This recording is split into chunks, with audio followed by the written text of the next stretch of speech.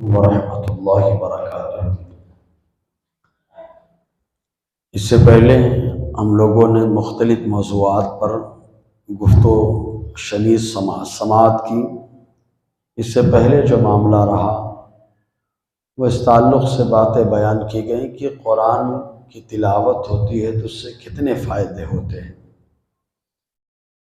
بہت سارے فائدے ہیں، اور آج کا جو موضوع ہے وہ ہے گھریلو جھگڑے اور ان کے ختم کرنے کے طریقے، کیونکہ ہر کوئی یہ چاہتا ہے کہ اس کے گھر میں سکون ملے۔ آدمی 12 گھنٹے 13 گھنٹے 14 گھنٹے باہر کام کرتا ہے، دوسرے کی جہاں جا کر کے محنت مشقت کرتا ہے، وہ سوچتا ہے کہ گھر پہنچے تو گھر جاتا ہے سکون پانے کے لیے، تو وہاں جھگڑے فساد پہلے ہی سے جھگڑے فساد کا معاملہ پہلے سے رہتا ہے۔ بیچارہ باہر سے آتا ہے، ٹینشن میں پھر آ جاتا ہے۔ پھر عورت دن بھر گھر میں کام کرتی ہے، تھوڑا سا سکون پائے تو آپس میں نوک جھونک ہونے لگتی ہے، تو اس کی کہا سنی کی وجہ سے، اس جھگڑے کی وجہ سے نہ بہو کو سکون ملتا ہے، نہ ساس کو سکون ملتا ہے، نہ ننند کو سکون ملتا ہے، بلکہ آپس میں ایک دوسرے سے جو ہے لڑائیاں کر کے اپنے لیے تکلیف بڑھا لیتی ہیں۔ آئیے اسی تعلق سے اسلام کیا کہتا ہے، مسلمان کو کیسے ہونا چاہیے، انہی باتوں پر روشنی ڈالنے کی میں کوشش کرتا ہوں۔ آئیے ایک بار درود پاک پڑھ لیجیے برکت کے لیے۔ صلی اللہ علیہ وسلم۔ صلاۃ و سلام علیک یا سیدی یا رسول اللہ صلی اللہ تعالی علیہ وسلم۔ دیکھیں، گھر میں فتنہ فساد لگانا، جھگڑا لگانا، یہ شیطان کا کام ہے، کیونکہ شیطان کو جب اللہ تبارک و تعالیٰ نے اپنی بارگاہ کا مردود قرار دیا، اس کو اپنی بارگاہ سے نکال دیا، تو اللہ تعالیٰ سے یہ کہتا ہے، اے مولا مجھے موقع دے، تو نے آدم کی وجہ سے مجھے نکال دیا جنت سے، تو میں آدم کی اولاد کو بہکاتا رہوں گا، بدلہ نکالتا رہوں گا۔ اللہ تعالیٰ نے ارشاد فرمایا، جا تو جتنا ہو سکتا ہے کر لے، لیکن میرے جو چیدہ برگزیدہ پسندیدہ بندے ہیں ان پر تیرا بس نہیں چلے گا۔ اور ایک روایت میں آیا، اللہ تعالیٰ نے فرمایا، آدم کی اولاد کو تو بہکائے گا، ان سے غلط کام کرائے گا، لیکن جیسے ہی وہ توبہ کر لیں گے میں ان کے سارے گناہوں کو معاف کر دوں گا۔ تو توبہ کرنے کی وجہ سے اللہ تبارک و تعالیٰ سارے گناہوں کو معاف فرما دیتا ہے، ساری خطاؤں کو معاف فرما دیتا ہے، سارے گناہوں کو معاف فرما دیتا ہے۔ تو شیطان جو ہے یہ ہنگامہ بپا کرتا ہے، شیطان یہ فتنہ فساد بپا کرتا ہے۔ خود اس سے پوچھا گیا، شیطان کے سوانح عمری ایک کتاب بھی لکھی گئی، اس کتاب میں ہے کہ شیطان سے پوچھا گیا تو انسان پہ کنٹرول کب کر لیتا ہے، کب تے انسان تیرے مکمل کنٹرول میں ہوتا ہے، تو جو چاہتا ہے وہ کراتا ہے؟ تو شیطان کہتا ہے، انسان پہ میں اس وقت کنٹرول کر لیتا ہوں جب انسان غصے میں ہوتا ہے، وہ غصے میں آ جاتا ہے، فوراً میں اس کے اوپر کنٹرول کر لیتا ہوں۔ اب دیکھیے، گھر کا پہلا جھگڑا جو ہوتا ہے غصے کی وجہ سے ہوتا ہے۔ ذرا سی بات ہو گئی، اگر بہو نے ساس کو کچھ کہہ دیا یا ساس نے بہو کو اچھائی کے لیے ڈانٹا پھٹکارا، تب ایسی صورت میں بہو ساس کے خلاف کھڑی ہو جاتی ہے اور ساس جو ہے بہو کے خلاف کھڑی ہو جاتی ہے۔ آپ دیکھو، آپ کے جھگڑے کی وجہ سے آپ کا بیٹا، ساس سے کہہ رہا ہوں، آپ کا بیٹا، اور بہو سے میں کہوں گا آپ کا شوہر، وہ ایک ہی آدمی ہے، آپ دونوں نے جھگڑا کر لیا۔ اب وہ لڑکا جو ہے آپ کا شوہر یا آپ کا بیٹا پس رہا ہے وہ اپنی بیوی کو سپورٹ کرے یا اپنی ماں کو سپورٹ کرے. اگر بیوی کی طرف جاتا ہے تو ماں ناراض ہو جاتی ہے، ماں کی طرف جاتا ہے تو بیوی ناراض. اب بتاؤ وہ لڑکا کیا کرے؟ اس کی کیا غلطی ہے؟ وہ تو بیچارہ باہر کمانے کے لیے جاتا ہے کہ حلال کما کر کے لاؤں تاکہ میں اپنی بیوی کو بھی کھلا سکوں، اپنے ماں کے خرچے کو بھی اٹھا سکوں. بڑی محنت سے کما کے آتا ہے، لیکن آج ذرا سے غصے کی وجہ سے جھگڑا کر رہی جس کی وجہ سے ہنگامہ کھڑا ہو جاتا ہے. تو سب سے پہلی بات جب غصہ آ جائے تو سمجھ لیں کہ آپ شیطان کے کنٹرول میں ہے.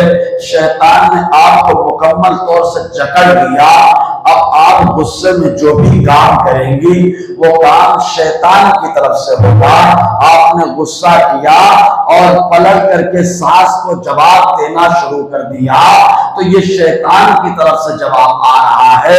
اور ایسے ہی اگر ساس اپنی بہو کو جو ہے غصے کی وجہ سے ڈانٹنا شروع کر دیا، پھٹکارنا شروع کر دیا تو یہ ڈانٹ پھٹکار دیکھو شیطان کی طرف سے تو نہیں ہے.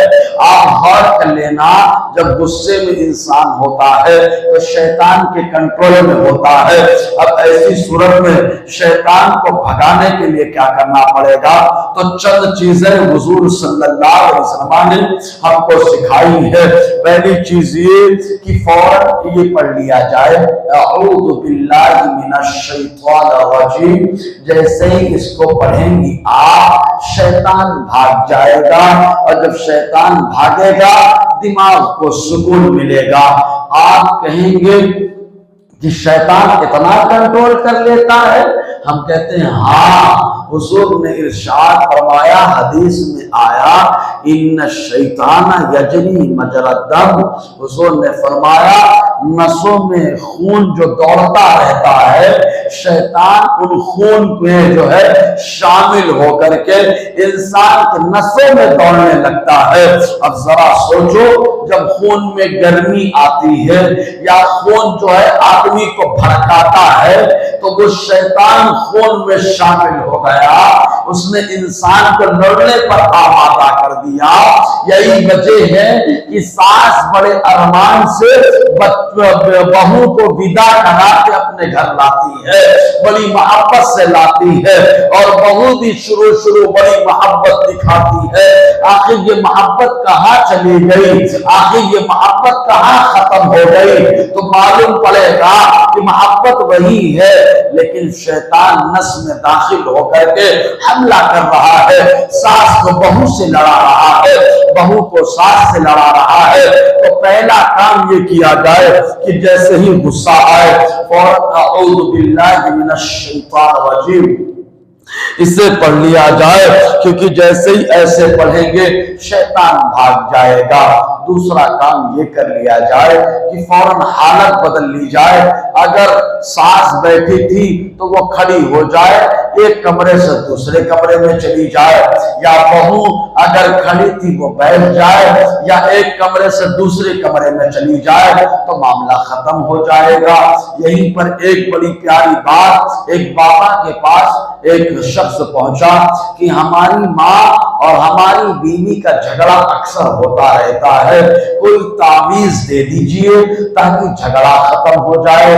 بابا بھی بڑے ہوشیار، انہوں نے ایک کاغذ لپیٹ کر کے دے دیا اور کہا کہ جب جھگڑا ہو تو اپنی بیوی کو بھی دے دو اور اپنی ماں کو دے دو کہ یہ کاغذ کو دانت کے نیچے رکھ کر دونوں اوپر نیچے کے دانتوں کو خوب طاقت سے دبائیں گی، جب دبائیں گے جھگڑا ختم ہو جائے گا. چنانچہ ایسے ہی ہوا، وہ شوہر لے کر کے پہنچا، اپنی ماں کو بھی تعویذ دے دیا، اپنی بیوی کو بھی تعویذ دے دیا. بیوی نے بھی جو ہے جھگڑا شروع ہوتا تو دانت کے نیچے دبا لیتی، اور ماں جو ہے اس کی وہ بھی دانت کے نیچے دبا لیتی. چنانچہ جھگڑا نہیں ہوتا، چند دنوں میں معاملہ ختم ہو گیا. اس کے بعد وہ شخص بابا کے پاس پہنچا، کہا بڑی اچھی تعویذ آپ نے دی ہے، اس تعویذ کی وجہ سے جھگڑا ہی ختم ہو گیا۔ تو بابا نے کہا میں نے تعویذ نہیں دی تھی، اس کاغذ کو لے کر کے آؤ۔ چنانچہ وہ شخص کاغذ کو لے کر بابا کے پاس جا کر کے پہنچا، تو جیسے ہی بابا نے تعویذ کو دیکھا تو کھولا تو وہ سادہ کاغذ تھا، اس میں کچھ نہیں لکھا تھا، بس خالی اس نے یہ بتایا تھا کہ کاغذ کو جب دانت سے خود طاقت سے دبا لیں گی تو ساس الگ دبائے گی اور بہو الگ دبائے گی، تو نہ ساس بہو کو کچھ بول پائے گی نہ بہو ساس کو کچھ بول پائے گی، جھگڑا ختم ہو جائے گا۔ اسی لیے حضور صلی اللہ علیہ وسلم نے زبان کو کنٹرول میں رکھنے کا حکم دیا۔ اللہ کے نبی صلی اللہ علیہ وسلم ارشاد فرماتے ہیں المسلم من سلم المسلمون من لسانه ویدہ۔ آقا علیہ السلام نے ارشاد فرمایا اچھا مسلمان وہ ہے جس کے ہاتھ سے اور زبان سے دوسرے مسلمان سلامت رہیں۔ تو اب میری ماؤں بہنوں ذرا سوچو، کیا آپ اچھا مسلمان یا اچھی مسلمان عورت نہیں بننا چاہتی ہیں؟ تو اب ہر کوئی کہے گا میں اچھی مسلمان خاتون ہوں، میں اچھی مسلمان خاتون ہوں، ہر عورت یہی کہے گی۔ تو میں کہوں گا حضور نے تو یہ کہا ہے اچھی مسلمان عورت وہ بنے گی جس کے ہاتھ سے دوسری عورت بچے، دوسرا سلامت رہے، تو ساس بہو کو جو ہے کچھ نہ برا بھلا بولے اور بہو ساس کو برا بھلا نہ بولے، خود بخود سسٹم اچھا ہو جائے گا۔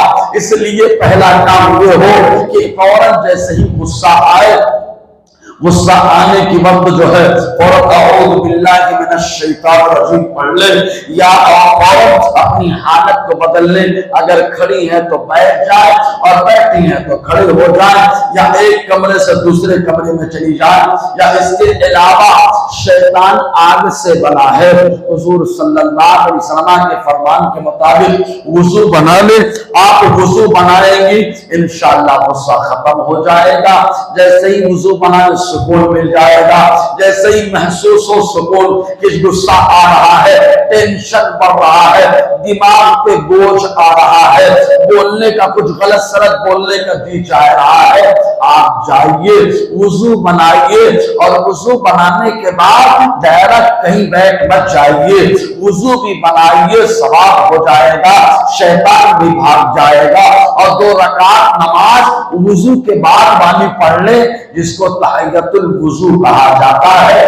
اس کی فضیلت یہ ہے کہ حضور صلی اللہ علیہ وسلم معراج کی رات جو ہے تشریف لے گئے جنت کے اندر۔ معراج میں جب آئے تو آقا علیہ السلام نے حضرت بلال رضی اللہ تعالی عنہ کو بلایا، اور بلانے کے بعد ارشاد فرمایا اے بلال تم کون سا ایسا کام کرتے ہو جو کام تمہیں بڑا اچھا لگتا ہے، بڑا پیارا لگتا ہے، اور آخرت میں وہ فائدہ پہنچائے گا، آپ کو اس کی زیادہ امید ہے؟ تو حضرت بلال نے عرض کیا حضور کوئی میں بڑے بڑے کام نہیں کرتا ہوں، بس اتنا کرتا ہوں کہ جب بھی وضو بناتا ہوں میں 2 رکعت نماز پڑھ لیتا ہوں۔ حضور نے فرمایا بلال یہ تم اس کو معمولی سمجھتے ہو، یہ اللہ کی بارگاہ میں اتنا مقبول عمل ہے تمہارا کہ جب میں جنت میں گیا تو میں نے اپنے آگے آگے تمہارے قدموں کی آواز کو سنا ہے۔ تو دیکھو 2 فائدہ ہوا، غصہ آیا وضو بنائے سکون مل گیا، گناہ جھڑ گیا۔ اس کے علاوہ آپ آئیے 2 رکعت نماز پڑھ لیجیے، جنت میں جانے کا سامان بھی ہو گیا، اور سب سے بڑا فائدہ یہ ہوا کہ جو جھگڑا ہو رہا تھا، ہنگامہ ہو رہا تھا، وہ جھگڑا اور ہنگامہ ختم ہو جائے گا۔ پھر کبھی کبھی ایسا ہوتا ہے کہ عورت جیسے خاص طور سے ساس نے بہو سے کہا بیٹا یہ کام کر لو، تو ساس بہو کو تھوڑا ٹینشن ہو جاتا ہے، تو پلٹ کے جواب دینے لگتی ہے، یا یہ سوچتی ہے کہ مجھے چھوٹا سمجھ رہی ہے، یا کبھی کبھی بہو ساس کو کچھ بولتی ہے تو ساس سمجھتی ہے کہ مجھے چھوٹا سمجھ رہی ہے۔ اے میری ماں، اے میری بہن، یہ سوچ آپ نے نکال دیجئے، گھر کا کام کریے، خوب کریے۔ گھر کا کام کرنا یہ حضور کی سنت ہے، آقا علیہ السلام کا طریقہ ہے۔ ماں عائشہ صدیقہ رضی اللہ تعالی عنہ بیان فرماتی ہیں کہ حضور صلی اللہ علیہ وسلم اپنے ہاتھوں سے پانی بھر لایا کرتے تھے، کنویں سے پانی حضور بھر لاتے۔ حضور کو پانی بھرنے کی کیا ضرورت تھی؟ اگر اشارہ کرتے تو جبرائیل جنت سے پانی لے کر کے آتے، لیکن حضور نے پانی بھر کر بتایا کہ گھر کا کام کرنے میں شرماؤ ہوا۔ حضور کبھی کبھی اپنے گھر کو صاف کر لیا کرتے تھے۔ حضور کو صاف کرنے کی کیا ضرورت تھی؟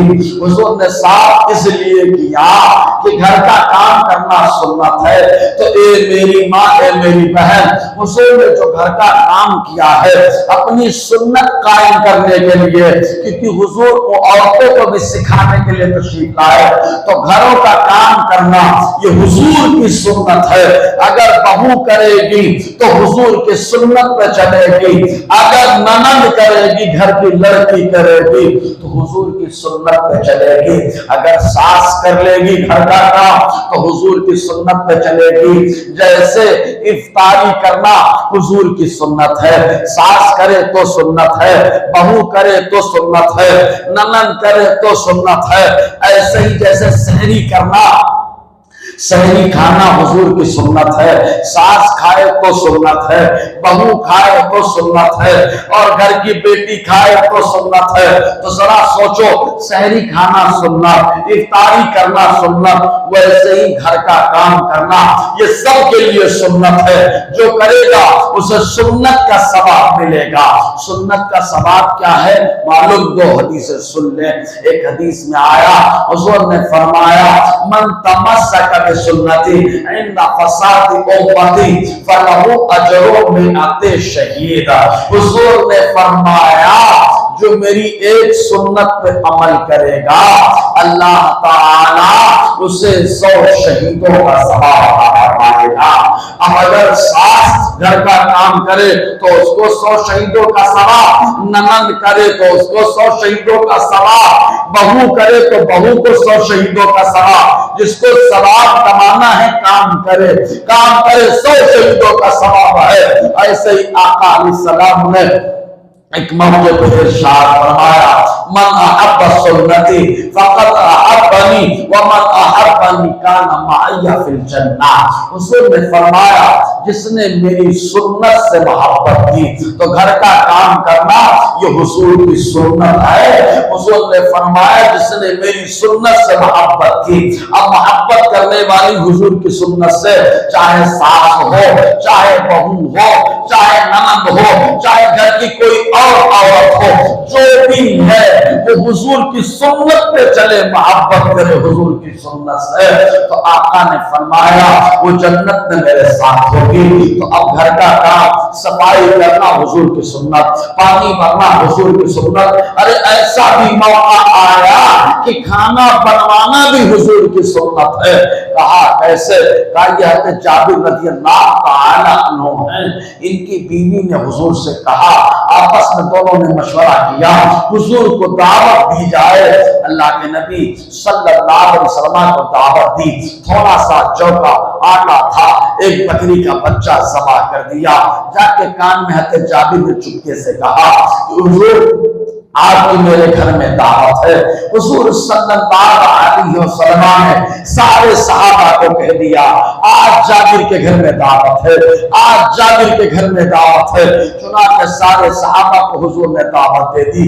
ادھر جب بکری کے بچے کو ذبح کیا تھا تو آپ کے بیٹے نے جو ہے ذبح کرتے ہوئے دیکھ لیا تھا، تو بڑے بھائی نے اپنے چھوٹے بھائی کو کہا آؤ تم کو بتاؤ ابا نے کیسے بکری کو ذبح کیا تھا، چنانچہ لٹایا اور بڑے بھائی نے چھوٹے بھائی کو ذبح کر دیا، انتقال کر گئے۔ اب جیسے ہی والد ذی قدر نے دیکھا، فوراً بڑے بیٹے کو پکڑا کہ سمجھایا جائے، وہ چھت پہ چڑھا، نیچے گر گیا، وہ بھی انتقال کر گیا۔ اب دیکھو گھر میں جنازہ ہے، دو بچوں کا جنازہ موجود ہے، لیکن حضور کو دعوت دی گئی ہے۔ آقا علیہ السلام نے فرمایا تھا، جابر جب تک میں نہ آؤں روٹی نہ بنانا، جب تک میں نہ آؤں سالن کی ہانڈی مت اتارنا۔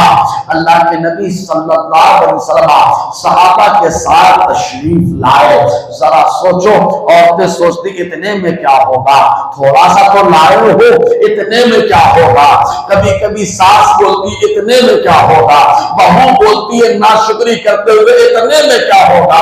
اے میری ماں، اے میری بہن، یہ مت بولو اتنے میں کیا ہوگا، یہ بولو کہ اللہ تعالیٰ کا شکر ہے کہ ہمارے گھر میں یہ نعمت آئی ہے، اس لیے کہ تھوڑے کو زیادہ کرنا یہ اللہ کی قدرت پہ ہے۔ میرا مولا چاہے تو تھوڑی سی چیز کو ہزاروں کو کھلا دے، لاکھوں کو کھلا دے۔ میرا مولا اس بات پر قادر ہے کہ تھوڑی سی چیز بہت لوگوں کے لیے مکمل ہو جائے، پوری ہو جائے۔ برکت دینے والا میرا پروردگار عالم ہے۔ چنانچہ حضور صلی اللہ علیہ وسلم تشریف لائے۔ آقا نے جو ہے اپنا لعاب جو منہ سے نکلتا ہے خون، اس کو جو ہے آٹے میں لگا دیا، سالن میں ڈال دیا، روٹی بنانے کا حکم دے دیا، صحابہ کرام کو بیٹھنے کا حکم دیا۔ بیٹھ گئے، جابر سے کہا، جابر تمہارے بیٹے کہاں ہیں؟ ابھی تک دیکھو گھر میں جنازہ ہے لیکن کھانے کا انتظام ہو رہا ہے، کیونکہ مہمان کون ہے؟ وہ مہمان ہے جس کو اللہ نے اپنا مہمان بنایا ہے، عرش پہ بلا کر اپنا جلوہ دکھایا ہے، وہ مہمان گھر میں ہے، اس لیے انتظام ہو رہا ہے۔ ذرا سوچیں آپ، کبھی کبھی کیا ہوتا ہے، آدمی کچھ کا کچھ سوچ لیتا ہے، لیکن ذرا سوچو، آقا تشریف لائے، فرمایا جابر دونوں بیٹے کہاں ہیں؟ کہا حضور ایسا ایسا معاملہ ہو گیا، آنکھوں سے آنسو بہ رہے ہیں۔ حضور نے بلایا، لب ہلایا، مصطفیٰ کے لب ہلے، سب ہلے۔ آقا نے دعا کر دی، دونوں بیٹے جو شہید ہو چکے تھے اللہ نے دوبارہ زندگی عطا فرما دی۔ صحابہ کرام نے کھانا بھی کھا لیا۔ تو کھانا پکوانا یہ بھی حضور کی سنت ہے، تو گھر میں جو صفائی کرے سرکار کی سنت پہ عمل کرے گا، گھر میں پانی بھر کے لائے سرکار کی سنت پہ عمل کرے گا، اور ایسے جو کھانے میں شریک ہو کھانا پکوائے گا یہ سرکار کی سنت پہ عمل کرے گا، اور جو سرکار کی سنت پہ عمل کرے وہ جنت میں سرکار کے ساتھ ہو۔ تو میری ماں و بہنوں سوچو، کس کو جنت میں سرکار کے ساتھ رہنا ہے؟ جس کو رہنا ہے اس کو گھر کا کام کرنا ہے، جس کو رہنا ہے اس کو پانی بھرنا ہے، جس کو رہنا ہے اس کو کھانا پکانا ہے۔ پھر آپ کہیں گے کپڑا دھونے کا کیا معاملہ ہے؟ تو میرے نبی صلی اللہ علیہ وسلم کی سنت کریمہ ہے کہ آپ کبھی کبھی جو ہے ایک بچہ آقا کی بارگاہ میں لایا گیا، حضور صلی اللہ علیہ وسلم نے اس بچے کو اپنی گود میں لے لیا، بچے نے حضور کے کپڑے پر پیشاب کر دیا۔ اللہ کے نبی صلی اللہ علیہ وسلم چاہتے تو 11 ازواج مطہرات تھی، کسی کو بول دیتے میرا کپڑا دھو، آقا نے ایسا نہ کیا بلکہ پانی منگایا، اور پانی منگانے کے بعد حضور نے اپنے ہاتھ سے اس کو دھویا۔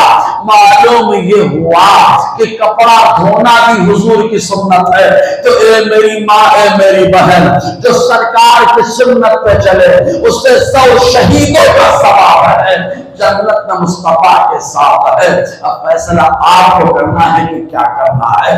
ایسے ہی جھگڑے کی ایک وجہ اور یہ ہوتی ہے کہ غلط فہمی، کبھی کبھی بہو کو ساس کے بارے میں غلط فہمی ہو جاتی ہے، اور کبھی کبھی ساس کو بہو کے بارے میں غلط فہمی ہو جاتی ہے۔ اولاً غلط فہمی پہ دھیان نہیں دینا چاہیے، اس کو پالنا نہیں چاہیے۔ کبھی کبھی آنکھوں کا دیکھا بھی جھوٹا ہو جاتا ہے، اس لیے پہلی پوری بات سمجھ لو، اگر کسی ساس کو لگے کہ بہو جو ہے میرے خلاف کچھ کر رہی ہے، یا بہو کو لگے ساس میرے خلاف کچھ کر رہی ہے، تو آپس میں بیٹھ کر کے سمجھ لو کہ مجھے یہ سمجھ میں آتا ہے، معاملہ کلیئر ہو جائے گا۔ حضور صلی اللہ علیہ وسلم نے اس کے بارے میں صلح کرنے کا حکم دیا۔ آقا فرماتے ہیں آپس میں صلح کرنا، آپس میں کمپرومائز کر لینا، جھگڑا ختم کر لینا، آقا نے فرمایا یہ صدقہ ہے۔ حتیٰ کہ ایک موقع پر حضور صلی اللہ علیہ وسلم نے فرمایا جب دو ایمان والوں میں جھگڑا ہو جائے تو جو سب سے پہلے بات کرے گا اللہ تعالیٰ اس کو جنت میں ٹھکانہ عطا فرمائے گا۔ تو ساس بہو کا جھگڑا ہو تو جو پہلے بات کرے گا، جو پہلے معاف کرے گا، جو پہلے خطا کو معاف کرے گا، اللہ جنت میں اس سے ٹھکانہ دے گا۔ تو اگر بہو اگر غلطی مان لے، جا کر کے ساس کا ہاتھ چوم کے سر پہ رکھا لے، اس کے لیے جنت مل جائے گی۔ اور اگر ساس یہ سوچے کہ یہ بھی تو میری بیٹی ہی ہے، میرے بیٹے کی بیوی ہے، میرے گھر کی عزت ہے، وقار ہے، شان ہے، میرے گھر میں کام کرتی رہتی ہے بیچاری، وہ معاف کر دے، اپنے گلے سے لگا لے، تو ساس کے لیے جنت ہے۔ اور اگر ننند اور بہو میں جھگڑا ہو تو جو سب سے پہلے معاف کرے گا اللہ اسے جنت میں ٹھکانہ عطا فرمائے گا۔ تو پہلے تو غلط فہمی پیدا مت کرو ایک دوسرے کے تعلق سے، کیونکہ غلط فہمی جب پیدا ہوتی ہے تو جھگڑے گھر میں ہوتے ہیں، گھر کا سکون ختم ہو جاتا ہے۔ ایک وجہ اور بتا دوں، گھر میں جب کرپشن آ جاتا ہے مال کے تعلق سے، پیسے کے تعلق سے، تب ایسی صورت میں بہت ساری برائیاں جنم لیتی ہیں۔ اگر مان لیجئے چوری کرنا شروع کر دیا، آپ یہ بتائیے مال آپ کو آتا ہے، کبھی کبھی کیا ہوتا ہے لڑکا کما کے لا رہا ہے، اپنی ماں کو بھی دیتا ہے، باپ کو بھی دیتا ہے، شادی ہو گئی تو بیوی کو بھی دیتا ہے، سب کو دیتا ہے، لیکن کچھ لوگوں کی زبان پر ناشکری کے کلمات ہوتے ہیں۔ کبھی کبھی بیوی کی زبان پر ناشکری کے کلمات، اتنے میں کہیں کچھ ہوتا ہے کیا؟ کبھی کبھی ماں کی زبان پہ آ جاتے ہیں، اتنے میں کچھ ہوتا ہے کیا؟ اے میری ماں، اے میری بہن، تمہارا بیٹا یا تمہارا شوہر بڑی محنت سے کما کے لاتا ہے، دوسرے کے جیب سے پیسہ نکالنا معمولی بات نہیں ہے، بڑی گالیاں کھانی پڑتی ہیں، در در کے ٹھوکریں کھانی پڑتی ہیں۔ آدمی خالی اس لیے برداشت کر لیتا ہے کہ میں اگر ڈیوٹی نہیں کروں گا، اس کے یہاں کام نہیں کروں گا تو میری بیوی کو میں کیا کھلاؤں گا، میرے بچوں کو میں کیا کھلاؤں گا، میرے ماں باپ کو میں کیا کھلاؤں گا، ان کی دوائی کا انتظام میں کہاں سے کروں گا، ان کے علاج کا اہتمام کہاں سے کروں گا۔ اس لیے وہ چار آدمی کی باتیں سنتا ہے، گھر میں اس کو سکون دو، جب آئے تو محبت سے پیش آؤ، جب آئے لڑکا آپ سے باہر سے، تب ایسی صورت میں ماں بلا کر اس کو دعاؤں سے نوازے، ماں کہے بیٹا اللہ تجھے سکون کی زندگی عطا فرمائے۔ دیکھو سارے 12 گھنٹہ 13 گھنٹے کی جو اس کی تھکن ہے، ماں کی ایک دعا سے وہ تھکن ختم ہو جائے گی۔ اور جیسے ہی گھر میں آئے، ماں دعا دے کر کے گھر میں بھیجے، اور اس کی بیوی اس کے سامنے پانی پیش کر دے، پانی پیش کر دے، شربت پیش کر دے، اگر وہ چائے کا شوقین ہے تو چائے پیش کر دے، کافی کا شوقین ہے تو کافی پیش کر دے۔ ایسے اب یہ مت سوچے وہاں پر بہو یہ نہ سوچے کہ میری ساس تو پہلے ہی اپنے بچے کو جو اپنے پاس بلا لیتی ہے، میرے پاس نہیں آنے دیتی۔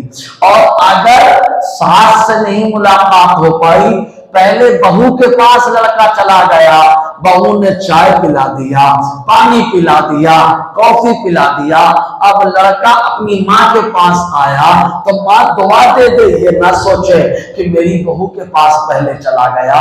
ارے وہ تھکا تھا بیچارہ، اس کو جہاں موقع ملا وہاں چلا گیا، ماں کے پاس موقع ملا ماں کے پاس چلا گیا، بیوی کے پاس موقع ملا وہاں چلا گیا۔ آپ نے اس کو غلط مطلب مت محمول کیا کرو، اس کا غلط نتیجہ مت نکالو۔ اگر آ رہا ہے بچہ بچہ باہر سے تو ماں کا کام ہے بلائیں لے کر دعائیں دے دینا، اور بہو کا کام ہے اس کے لیے پانی کھانا اور جو ہے چائے ناشتہ پیش کر دینا۔ تب ایسی صورت میں بیچارہ اب باہر جائے گا تو سکون پائے گا، ماں کی دعا ملے گی تو پریشانی دور ہوگی، گھر کی بیوی خدمت کرے گی تو بیوی کی خدمت کی وجہ سے اس کا ذہنی تناؤ سکون میں تبدیل ہو جائے گا۔ غلط مت نتیجہ نکالو، ورنہ یہاں اکثر عورتیں غلط سوچ لیتی ہیں۔ وہ سوچتی ہیں، بہو سوچتی ہے کہ اب ماں میری جو ساس ہے اپنے بچے کو اپنے کنٹرول میں کر رہی ہے، ساس یہ سوچتی ہے کہ بہو اپنے کنٹرول میں کر رہی ہے۔ نہیں، ایسا مت سوچو۔ اگر آپ دونوں اچھے سے پیش آؤ گی تو لڑکا بھی دونوں کا حق ادا کرے گا۔ بچے کو معلوم ہے کہ میری ماں میرے لیے وہ ہے کہ اس کی خدمت کروں گا تو جنت ملے گی، لیکن میں اپنی بیوی کو لایا ہوں گھر کی جو ہے گھر کو سنبھالنے کے لیے، ماں باپ کو سنبھالنے کے لیے، اس کا بھی تو حق ادا کرنا ہے، اس کے بھی تو میرے اوپر حقوق بنتے ہیں، اس لیے غلط معنی میں محمول نہ کیا جائے۔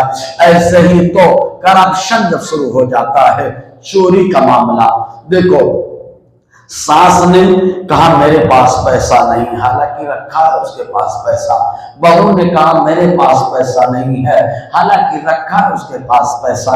دیکھو آپ نے پہلے تک ایک کام کیا، اللہ تعالیٰ کی نعمت کی ناشکری کی، کیونکہ آپ کے پاس جو حلال پیسہ رکھا ہوا ہے یہ اللہ کی نعمت ہے، لیکن آپ نے کہا میرے پاس نہیں ہے تو اس نعمت کی ناشکری ہوگی، اللہ تعالیٰ برکت نہیں دے گا۔ حدیث قرآن میں اللہ تعالیٰ فرماتا ہے لئن شکرتم لازیدنکم، اگر تم میری نعمت کا شکر ادا کرو تو میں نعمت میں اضافہ کر دوں گا۔ تو جھوٹ بولنے کی کیا ضرورت ہے، صاف صاف کہہ دیا جائے ہاں میرے پاس ہے، ضرورت پورتا رکھا ہوا ہے۔ عورت بھی یہ کہتے، ماں بھی یہ کہتے ہے، ضرورت کا مطابق رکھا ہوا ہے۔ بھائی ساس بہو کا پیسہ نہیں چھین لے گی اور بہو ساس کا پیسہ نہیں چھین لے گی، تو آپ کیوں ایک اللہ کا جھوٹ بول کر کے اللہ کی ناشکری کر رہی ہیں؟ پھر مزید یہ کہ اللہ تعالیٰ جو برکت دینے والا ہے آپ کے جھوٹ بولنے کی وجہ سے وہ برکت بھی تو ختم کر دے رہا ہے۔ آپ غور کریں جھوٹ کتنی بڑی سزا ہے، جھوٹ بولنے کی وجہ سے آدمی کا چہرہ کالا پڑ جاتا ہے۔ آپ دیکھیے آپ کو تو میک اپ کی ضرورت پڑے گی نہیں، آپ خالی سچ بولیے۔ حدیث پاک میں آیا انسان جھوٹ بولتا رہتا ہے اس کا چہرہ کالا پڑ جاتا ہے۔ اور ایک روایت میں حضور نے فرمایا کہ آدمی سچ بولتا رہتا ہے یہاں تک کہ وہ صدیق ہو جاتا ہے۔ صدیق کون؟ وہ جیسا بولتے ویسا ہو جائے۔ آپ بولتے رہیے سچ، اگر آپ کی زبان سے کچھ کلمہ نکل جائے گا تو اللہ تعالیٰ ویسا ہی کر دے گا، تو جھوٹ بولنے کی ضرورت نہیں ہے۔ دیکھو ایک صحابیہ ابو بکر صدیق رضی اللہ تعالی عنہ صدیق ہیں، آپ کی بیٹی حضرت عائشہ صدیقہ یہ صدیقہ ہیں، مطلب یہ جیسا بول دیتے ہیں اللہ تعالیٰ ویسا کر دیتا ہے۔ آپ دیکھو حضرت ابو بکر صدیق کی بارگاہ میں ایک خاتون آئی اور آنے کے بعد انہوں نے عرض کیا اے اللہ کے نبی صلی اللہ علیہ وسلم کے دوست، اے ابو بکر یہ بتائیے میرا بیٹا کہاں ہے؟ حالانکہ ان کا بیٹا شہید ہو چکا تھا۔ ابو بکر کی زبان سے نکلا کہ تمہارا بیٹا میرے پیچھے آ رہا ہے۔ ابو بکر بولتے چلے گئے، وہ آگے بڑھے، وہ خاتون نے دیکھا کہ ان کا بیٹا آ رہا تھا۔ تو دیکھو سچ بولنے کا ایک فائدہ تو یہ ہے کہ چہرے پہ نور ہوگا، دوسرا فائدہ یہ ہے آپ صدیقہ ہو جائیں گی، جیسا بولیں گی اللہ ویسا کر دے گا۔ تیسرا فائدہ یہ ہے کہ مال میں اللہ برکت عطا فرمائے گا، اور چوتھا فائدہ یہ ہے کہ گھر کا جھگڑا ختم ہو جائے گا، کیونکہ مال پیسے میں کھینچا تانی کی وجہ سے جھگڑا زیادہ ہوتا ہے۔ یہ وہی پیسہ ہے جس کی وجہ سے باپ بیٹے میں جھگڑا ہو جاتا ہے، یہ وہی پیسہ ہے جس کی وجہ سے ماں اور بیٹے میں جھگڑا ہو جاتا ہے۔ تو سوچو، جب باپ بیٹے میں جھگڑا ہو سکتا ہے تو آپ اور ساس اور بہو میں کیوں نہیں ہو سکتا؟ اس لیے پیسے کو اہمیت نہ دی جائے۔ پہلے کہتے تھے پیسہ ہاتھ کی میل ہے، ہاتھ کی میل، وہ جیسے میل آتی ہے جاتی ہے ویسے پیسہ آتا ہے جاتا ہے۔ بس آپ یہ تصور کریں، دیکھیں اللہ کیسی برکتیں عطا فرماتا ہے، کیسی خوشحالیاں عطا فرماتا ہے۔ اے میری ماں، اے میری بہن، جھگڑے کی ایک وجہ اور بنتی ہے۔ وہ جھگڑے کی وجہ یہ ہے کہ عورتیں یہ تصور کرتی ہیں انا اپنے ایگو کو ٹھیس پہنچ گئی، یہ ساس ہوتی کون ہے مجھے بولنے والی، تو جھگڑا شروع ہو جاتا ہے۔ پھر ساس بہو کے بارے میں سوچتی ہے کہ یہ جمعہ 8 دن ہوا میرے گھر میں آئی ہے اور جھگڑا، اس کون ہوتی کون ہے مجھے بولنے والی۔ اے میری ماں، اے میری بہن، یہ انا کا مسئلہ ہے، گھمنڈ ہے۔ اللہ تعالیٰ کو گھمنڈ پسند نہیں ہے۔ پھر آپ گھمنڈ کس چیز کا کر رہی ہیں؟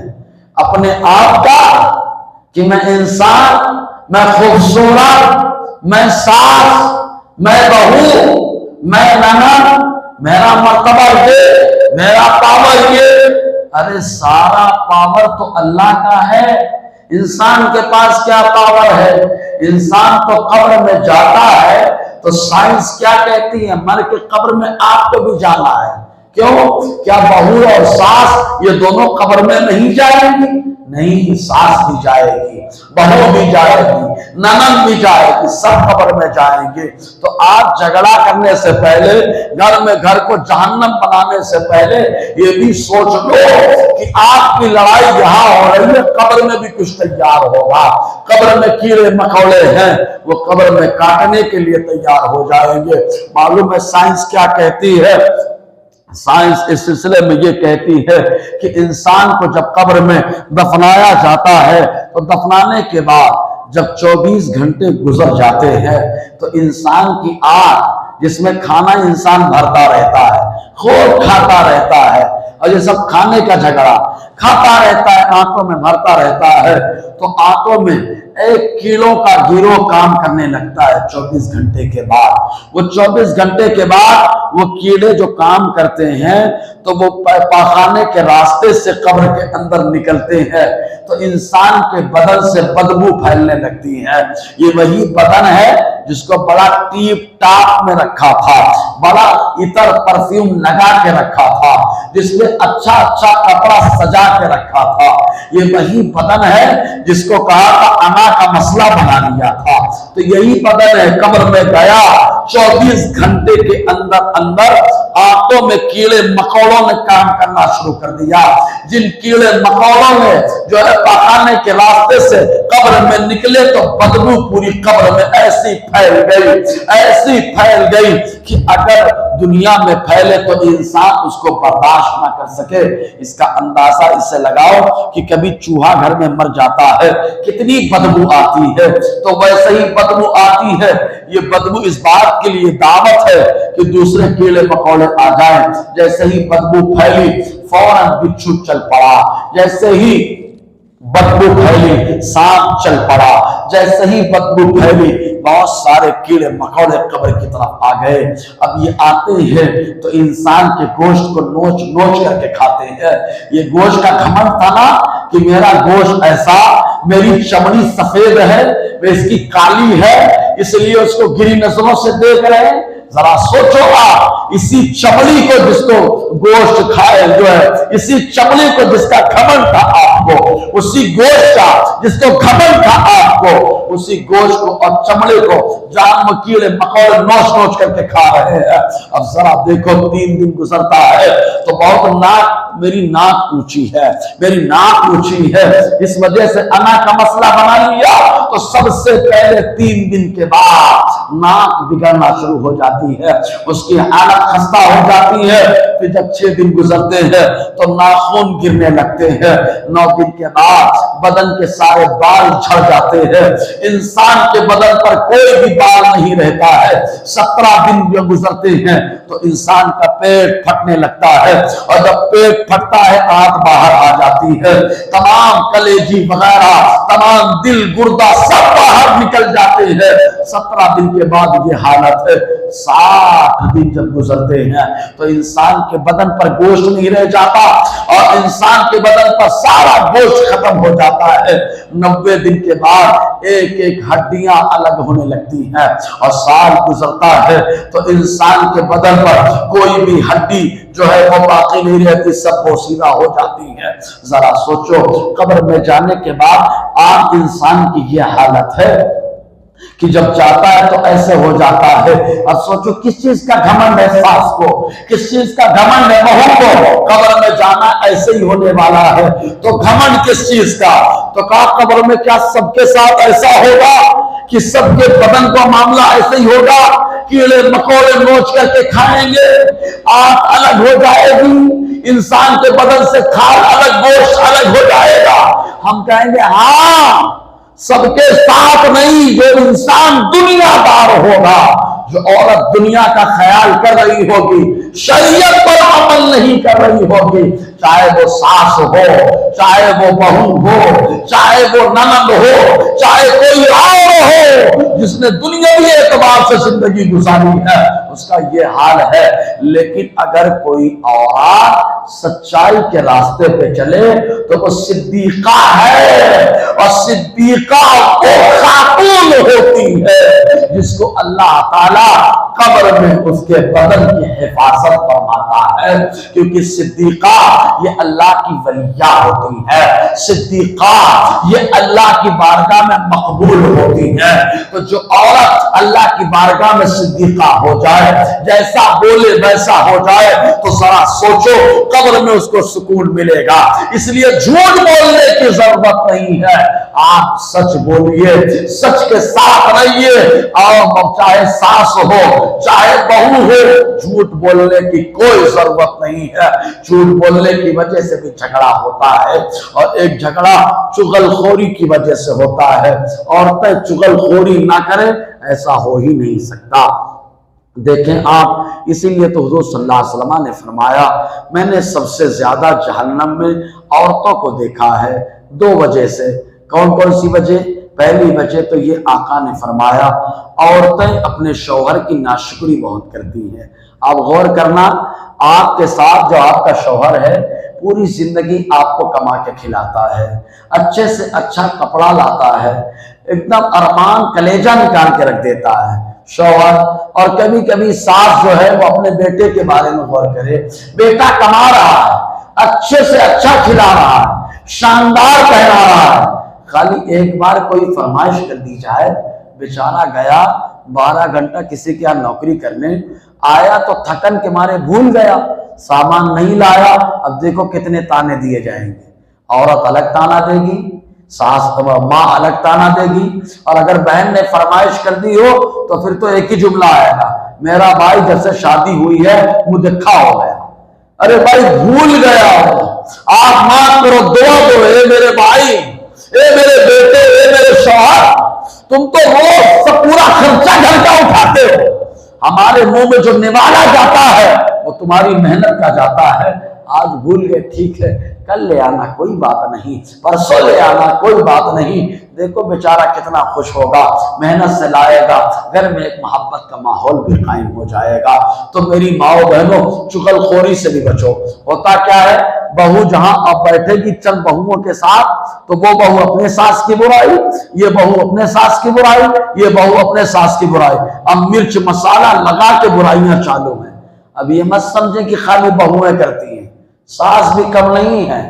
ساس 4 عورتیں بیٹھیں گی تو چاروں اپنے بہو کی برائی، یہ ہے وہ ایسا کرتی ہے، وہ ویسا کرتی ہے۔ اے میری ماں، اے میری بہن، اگر تم نے اپنی بہو کی برائی کی تو کس کی برائی کی؟ تمہارے گھر کے ماحول کی تم نے برائی کی، تمہارے گھر میں کیا چل رہا ہے تم نے دوسرے کو بتا دیا، اپنے گھر کی کمزوری کو بتا دیا۔ ارے میری بہن، تو اپنے ساس کی برائی کر کے کیا نیکیاں کما رہے ہو؟ تو کیا سمجھتی ہے تو نے نیکیاں کما لیا؟ نہیں میری بہن، سن، تم نے ایک ساس نے بہو کی برائی کر کے کیا کیا، بہو نے ساس کی برائی کر کے کیا کیا؟ آؤ حضور سے پوچھیں، یہ چغل خوری ہے، یہ غیبت ہے، ایک دوسرے کی برائی کرنا، یہ اپنے اوپر مصیبت لینا ہے۔ اے میری بہن سن، ایک حدیث پاک میں آیا، حضور صلی اللہ علیہ وسلم کا گزر قبر کے پاس سے ہوا، 2 قبروں کے پاس سے اللہ کے نبی صلی اللہ علیہ وسلم گزرے۔ جیسے ہی گزرے تو حضور صلی اللہ علیہ وسلم نے فرمایا دونوں قبروں پر عذاب ہو رہا ہے، دونوں قبروں پہ عذاب ہو رہا ہے۔ حضور صلی اللہ علیہ وسلم نے فرمایا، اور اس کے بعد وہیں پر ایک کھجور کا درخت تھا، اس کی ٹہنی حضور نے توڑی، شاخ توڑ کر کے حضور صلی اللہ علیہ وسلم نے اس کے 2 حصے کیے اور دونوں قبر پر ایک ایک جو ہے نا گاڑ دیا، اور گاڑنے کے بعد فرمایا جب تک یہ ہری رہیں گی، اللہ کی پاکی بولیں گی، ان کو سکون ملے گا۔ صحابہ نے پوچھا عذاب کس وجہ سے ہو رہا ہے؟ تو حضور نے فرمایا وما يعذبان من کبیر، کسی بڑی چیز کی وجہ سے نہیں۔ مطلب یہ لوگ جس کو معمولی سمجھتے تھے، جیسے ساس کی برائی کرنا بہو معمولی سمجھتی ہے، بہو اور ساس بہو کی برائی کرنا معمولی، بس ایسے ہی ہے، کمپلسری ہے، معمولی سمجھتی ہے کہ برائی کرنا، غیبت کرنا۔ تو حضور نے فرمایا یہ معمولی چیز کی وجہ، کوئی بڑی چیز کی وجہ سے نہیں ہے۔ نمبر 1، ان میں سے ایک شخص وہ تھا جو چغل خوری کیا کرتا تھا، ادھر کی بات ادھر لگاتا تھا، ادھر کی بات ادھر لگاتا تھا، غیبت کیا کرتا تھا، نمیمہ کیا کرتا تھا۔ ذرا سوچیں آپ کہ غیبت اور چغل خوری اور برائی کرنے کی وجہ سے قبر کے اندر عذاب ہو رہا۔ تو اے میری ماں، اے میری بہن، یہ جو آپ کر رہی ہیں سوچ رہی معمولی کام ہے، ساس کی برائی آپ کر رہی ہیں، بہو کی برائی آپ کر رہی ہیں، یہ معمولی سمجھ رہی، نہیں نہیں نہیں، یہ معمولی نہیں ہے، اس کی وجہ سے قبر کے اندر عذاب ہوگا، اور قبر کے اندر عذاب ہوگا، برداشت کرنے کی طاقت ہمارے اندر نہیں ہے۔ یہاں پر اگر ہم کو اندھیرے میں لائٹ چلی جائے، اچانک اندھیرا ہو جائے اور پھر کوئی بول دے وہاں پہ ایک چوہا ہے جو کاٹنے دوڑتا ہے، پھر تو روبٹے کھڑے ہو جائیں گے، بھاگے بھاگے پھریں گے۔ خاص طور سے کاکروچ اگر ہو تو کاکروچ دیکھ کر کے بھی عورتیں گھبرا جاتی ہیں۔ تو سوچو یہاں کے اندھیرے میں چوہا ہو کاٹنے والا، یہاں کے اندھیرے میں کاکروچ ہو تو عورتیں پریشان ہو، ذرا سوچو قبر کا اندھیرا ہوگا۔ یہاں تو کمرے سے جا بھی سکتی ہو آپ، یہاں پر آپ جو ہے لائٹ آ بھی سکتی ہے، چوہا مارا بھی جا سکتا ہے، کاکروچ مارا بھی جا سکتا ہے، لیکن قبر میں نہ چوہا مارا جا سکتا ہے، نہ کاکروچ مارا جا سکتا ہے، نہ قبر کے اندھیرے پن کو گناہوں کی وجہ سے دور کیا جا سکتا ہے، اور وہاں پہ تو قید ہو گئے، محشر تک قید رہیں گے، کیسے نکلیں گے؟ تو سوچو قبر کا عذاب اس کی وجہ سے ہو رہا ہے۔ تو یہ غیبت، چغل خوری، ایک دوسرے کی باتیں ادھر کی بات ادھر لگانا، یہ قبر کے عذاب کا ایک سبب ہوتا ہے۔ دوسری بات، دوسرے کے بارے میں حضور نے فرمایا یہ ایسا شخص ہے جو پیشاب کے چھینٹے سے نہیں بچتا تھا۔ اس پہ تبصرہ کریں گے، عورتیں بھی بہت جو ہے بچے پیشاب کر دیتے ہیں تو دھوتی نہیں ہے، تو دھو لیا کریں اس کو۔ بہرحال تو حضور صلی اللہ علیہ وسلم نے طریقہ بتایا۔ تو چغل خوری کی وجہ سے بہت ڈھیر جھگڑا ہوتا ہے۔ اگر آپ کو گھر کا ماحول اسلامی بنانا ہے، اگر آپ کو اپنے گھروں سے جھگڑا ختم کرنا ہے تو چند چیزیں اپنانی پڑیں گی۔ پہلی چیز یہ کہ تواضع انکساری لاؤ، اپنے آپ کو بڑا تصور مت کرو، اپنے آپ کو چھوٹا سمجھو، چاہے کتنے بڑے منصب پہ ہو چھوٹا سمجھو۔ جو اپنے آپ کو چھوٹا سمجھتا ہے، چاہے عورت ہو چاہے مرد، چاہے ساس ہو چاہے بہو، جو اپنے آپ کو چھوٹا بنائے، حضور نے فرمایا من تواضع للہ فقد رفعہ اللہ، جو اللہ کے لیے اپنے آپ کو چھوٹا بنائے اللہ تعالیٰ اسے بلندی عطا فرماتا ہے۔ تو بہو ساس کے سامنے اپنے آپ کو چھوٹا بنائے، ساس کچھ بولے جی اماں، جی اماں، جی اماں، اپنے آپ کو چھوٹا تصور کرے، تو ایسی صورت میں بہو کا مرتبہ اللہ کی بارگاہ میں بلند ہو رہا ہے۔ اور ساس بھی اگر چھوٹا بنائے، اگرچہ ساس ہے، بہو کچھ بولتی ہے اماں ایسا کر لیا جائے، ہاں بیٹا اگر اچھا ہے تو کر لو، ہاں بیٹا اچھا ہے تو کر لو، محبت سے ایک دوسرے سے پیش بھی آئے اور تواضع انکساری اور چھوٹا اپنے آپ کو تصور کرے، اللہ بلندی عطا فرماتا ہے اور گھر میں سکون بھی ہو جائے گا، محبت کا سسٹم قائم ہو جائے گا، سب بچوں کو بھی سکون ہوگا۔ ورنہ آپ کے جھگڑے کی وجہ سے بچوں پہ غلط اثر پڑتا ہے، بچے بھی جھگڑا کرنا سیکھتے ہیں، بچے بھی ایک دوسرے کو گالیاں دینا سیکھ جاتے ہیں، بچے بھی جیسا گھر کا ماحول ہوتا ہے اسی ماحول میں پرورش پاتے ہیں۔ تو آپ کو اپنے آپ کو چھوٹا سمجھنا پڑے گا، ایک دوسرے سے محبت سے بات کرنی پڑے گی۔ ایک طریقہ یہ ہے کہ بزرگوں یعنی وہ اللہ کی ولیات، صحابیات، ان کی زندگی کے بارے میں کتابیں جو ملتی ہیں ان کو پڑھیں آپ، ان کو پڑھیں آپ۔ ان کو پڑھنے کا فائدہ یہ ہوگا کہ ان کی زندگی انہوں نے کیسے گزاری، کس انداز میں ان کو کیا کہا گیا، کیسے صبر کیا، ان کس انداز میں جب وہ بہو تھی تو کیسے زندگی گزاری، جب ساس بنی تو کیسے زندگی گزاری، ساس بننے کے وقت ان کا انداز کیا تھا، بہو بننے کے وقت ان کا انداز کیا تھا، کس انداز میں انہوں نے گھر کا کام کیا، کس انداز میں اپنے گھر کو سنبھالا، کیسے اپنے شوہر کی خدمت کی، کیسے اپنے بچوں کی پرورش کی۔ ان کی زندگی کو پڑھیں تو گھر کا ماحول خود بخود اچھا ہوتا چلا جائے گا۔ دوسری بات، ایک اسی طریقے سے ایک بات اور یہ ہے کہ آپ گھر میں نمازوں کا ماحول اور تلاوت کا ماحول تو کمپلسری رکھیں کہ جس گھر میں تلاوت ہو شیطان نہیں آتا، اور جھگڑا شیطان کی طرف سے ہے تو اس کی تلاوت کی برکتوں سے جھگڑا بھی ختم ہو جائے گا۔ نماز کی آپ پابندی کریں گی تو نماز کی برکتیں معلوم کیا ہے، جہاں نماز پڑھی جاتی ہے وہ جگہ اس جگہ پر فخر کرتی ہے جہاں نماز نہیں پڑھی گئی۔ تو آپ کا گھر فخر کرنے والا گھر ہوگا تو وہاں اللہ تعالیٰ برکتیں نازل فرمائے گا۔ تو اپنے آپ کو چھوٹا تصور کرے، محبت سے ایک دوسرے سے پیش آئیں۔ اس کا طریقہ ایک یہ بھی ہو سکتا ہے، سویرے اٹھیں، نماز پڑھیں، تلاوت کریں، ساس کے سامنے بہو جائے تو ہاتھ چومے سر پہ رکھائے، کمپلسری اس کو کرے، ہر بہو اپنے ساس کے ہاتھ کو چومے سر پہ رکھائے، اور ساس جیسے ہی بہو ہاتھ چومے سر پہ رکھائے، ساس اپنی بہو کو سینے سے لگا لے، گلے سے لگا لے۔ معلوم ہے اس میں دو فائدہ ہوگا، ایک فائدہ یہ کہ ساس اور بہو میں محبت مضبوط ہو جائے گی، بچہ سکون سے کمائے گا، گھر میں محبتوں کا ماحول قائم ہوگا۔ دوسرا فائدہ یہ ہوگا کہ جب ہاتھ ملائیں گی، ساس سے بہو ملائے گی تو اللہ تعالی ہاتھ ہٹانے سے پہلے دونوں کے گناہوں کو معاف فرما دے گا۔ کتنا بڑا فائدہ، دونوں کے گناہ معاف ہو جائیں گے۔ تیسرا فائدہ، گلے سے ہی ملیں گی، دل میں جو گندگی ہے ایک دوسرے کے بارے میں وہ سب ختم ہو جائے گی، گھر میں محبت قائم ہو جائے گی۔ تو پہلا کام آپ یہ کریں، نماز سویرے اٹھیں، نماز پڑھیں، تلاوت کریں، اشراق پڑھیں، اور جیسے ساس کے سامنے بہو جائے اور جگائے، اٹھی تو ہے نماز کے لیے، جائے ہاتھ چومے سر پہ رکھائے، بابا ساس جو ہے نا فوراً گلے سے لگا لے، خود دعائیں دے، کیونکہ ساس کی دعا میں کمال ہے، وہ دعا دیں گی اللہ تعالیٰ بہو کی خوشحال زندگی عطا فرمائے گا۔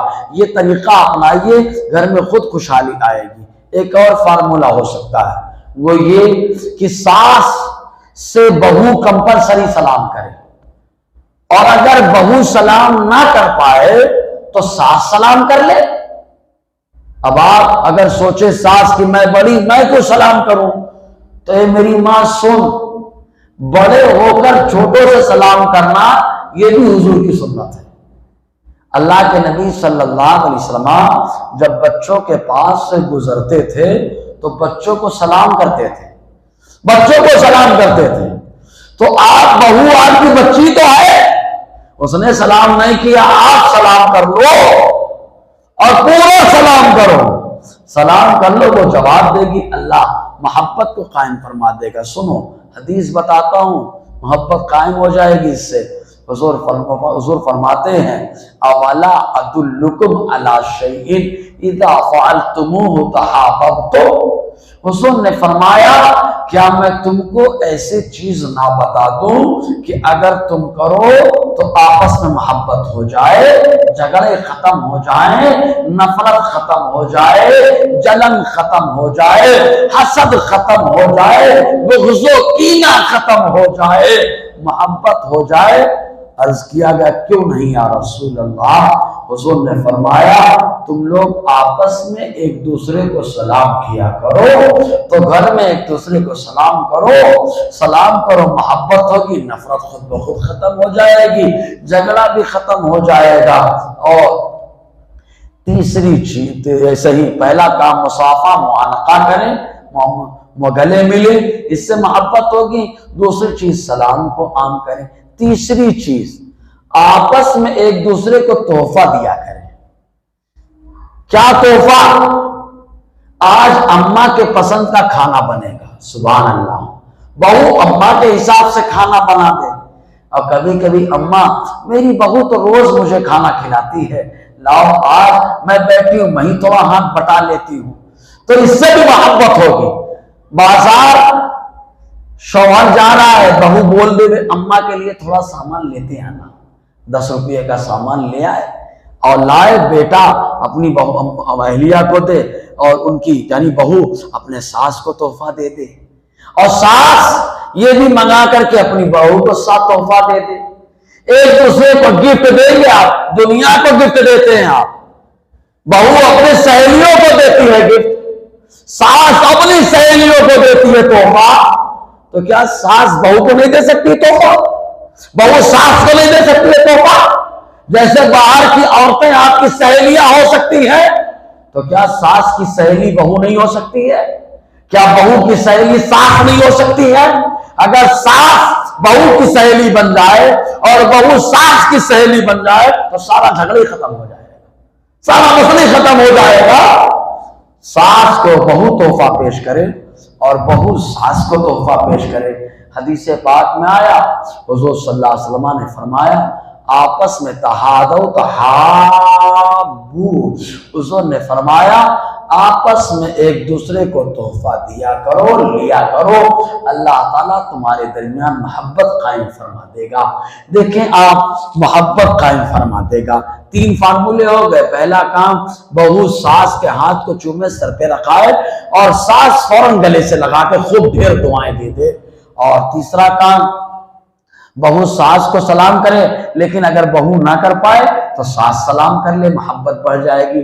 تیسرا کام یہ ہے آپس میں ایک دوسرے کو تحفہ لیا کریں، دیا کریں، محبت بڑھ جائے گی، سہیلی بن جائیں، ساس اور بہو آپس میں سہیلی بن جائیں، سارا معاملہ ختم ہو جائے گا۔